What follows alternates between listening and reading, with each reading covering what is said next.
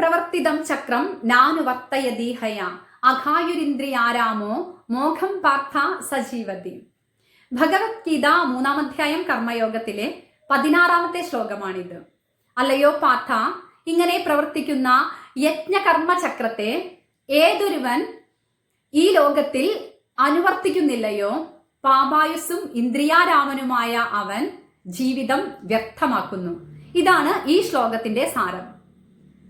ധാതുപദാർത്ഥങ്ങളും സസ്യജാലങ്ങളും തിര്യക്കുകളും നൈസർഗികമായി തന്നെ ഈ യജ്ഞ നിയമത്തെ അനുസരിക്കുന്നുണ്ട്. അതുകൊണ്ട് തന്നെ സാർവത്രികമായ കർമ്മചക്രത്തിന്റെ നിർവിഘ്നമായ നടത്തിപ്പിന് അത് സഹായിക്കുകയും ചെയ്യുന്നു. ഈ പ്രപഞ്ച സംവിധാനത്തിൽ സ്വരൈക്യം വരുത്തുവാനോ അപസ്വരം ഉണ്ടാക്കുവാനോ ഉള്ള പ്രവർത്തന സ്വാതന്ത്ര്യം ജീവജാലങ്ങളിൽ മനുഷ്യന് മാത്രമേയുള്ളൂ.